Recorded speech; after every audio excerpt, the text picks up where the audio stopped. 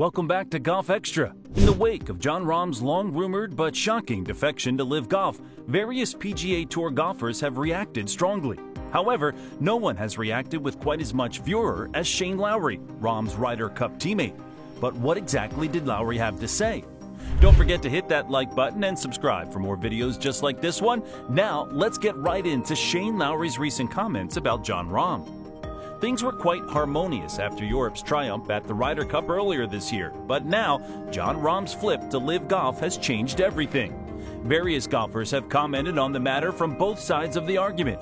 But when outspoken Irish professional golfer Shane Lowry spoke at an interview at the headquarters of Amgen, the sponsor of the Irish Open, the golf world's ears perked up. Lowry began his comments by saying, "I think what Jon said about in his LIV press conference about growing the game and stuff, that's obviously what they have to say. They've signed on the dotted line. They've been told by the communications team that this is what you say when you're asked this. You have no other choice really because they own you now." Wow, we've heard some strong opinions here, but saying that LIV owns you? We're guessing that Rahm didn't like hearing that. Lowry is really saying what many people think. After all, money has been the obvious factor in changing the opinion of so many golfers. Lowry continued his comments by talking about the potential effects of LIV exoduses on the average golfer, saying, "I don't know if it's been damaging to golf's image, but people who have spent their hard-earned money going out to join a golf club and buy golf clubs and play golf for the weekend, it's tough for them to listen to the guy who's already worth whatever say he has to do this to put food on the table for his wife and kids." Although there has been some criticism about PGA leadership in the wake of Rahm's defection, Lowry declined to say anything to this effect. "I make a great living doing what we do, playing the game I love for a living, and I'm not going to sit here and criticize the guys in charge of the game because I'm very fortunate to have the life I have. Do I think they, the PGA leadership, have been amazing? No, probably not. But I'm not going to criticize them because I think they couldn't foresee this coming. It was something that just happened. I don't really know. A lot of players have a lot of opinions on the leadership of the tour, but I don't consider myself clever enough to be able to comment on running a billion-dollar organization." In the end, it seems like Lowry is content with the career that he has, despite his strong comments towards Rahm, continuing by saying, "So, like I said earlier, I just worry about my own game, try and win the best tournaments I can and compete in the best ones I can, and that's really it." It wasn't quite a surprise to Lowry and other PGA players, though, given that Rahm's move was rumored for many months.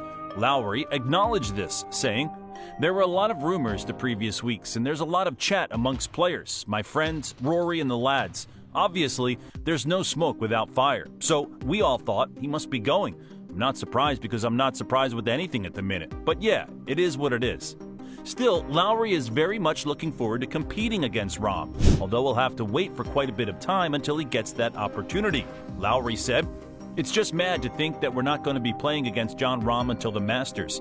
He's not going to be rocking up to Riviera, the Players, Bay Hill, all the big tournaments on the PGA Tour. It's just mad to think that, look, it is what it is. I'm just hopeful that it all irons itself out soon and we're back together playing soon.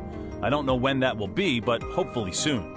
Although Rahm's departure has made many on the PGA Tour unsure about the future of the organization, Lowry seems to still be confident about its direction, saying, "I think a lot of people were worried for where the tour was going and what their jobs are going to be like. The thing is that everyone's worried about themselves, so everyone's in it for themselves." In expressing his opinion, he invoked another player who has been heavily rumored. "I wouldn't say the attitude of the top players has changed much, really. Look at Viktor Hovland.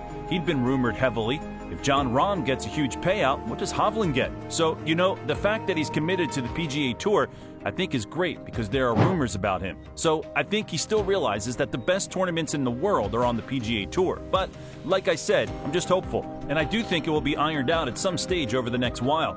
I don't know when, but hopefully soon." Last January, Lowry was not locked in as a member of the Ryder Cup team, taking place only a few months later. At the time, he expressed his ambition towards being included on the team, while being highly complimentary of Jon Rahm and Rory McIlroy, as he said, "Obviously, I want to be a part of Luke's team in Rome, and I feel like if this gives me any little bit of an edge in Rome, if I'm there, I need to be playing here. The two best players in the world are European players at the minute, I feel, with Jon and Rory. It's up to us, the rest of the lads, to get our game to a level where we are good enough to win the Ryder Cup at the end of the year. In the end, Lowry was included on the Ryder Cup and played a strong role both on the course and in the clubhouse in helping Team Europe to a victory. He did acknowledge in his recent press conference, though, that Rahm was an even bigger part of Europe's win. So that begs the question, would Rahm be removed from the team due to his LIV defection? Lowry doesn't think so, saying, "The reason Ian Poulter, Sergio Garcia, or Lee Westwood couldn't play Ryder Cup this year was because they resigned their membership. There were certain players that would have been able to make the team if they played good enough, but they just didn't. I'm sure Rahmbo can play well enough to make the team, so if he doesn't resign his membership, he can still make the team." One other interesting topic that Lowry covered in his interview was the often discussed policy change of the golf ball rollback, a rule change that could curb the added advantage of new golf equipment. On the subject, Lowry said, "I think as long as they don't keep extending golf courses, it'll be fine. The one thing I've always said about it is they're trying to make the game harder, make the ball go shorter, make the courses longer, but they're always giving out about us playing slowly. So, you can't have it both ways. Like, if we play Augusta now with the rollback ball, it's going to take 6 hours to play a round of golf. So, what do you do there? That's just how I feel about it." He continued, "I don't mind it because ball striking will be at a premium, but there has to be something to do with the driver head as well. I saw someone say recently that it's a combination of both, the driver head and the ball.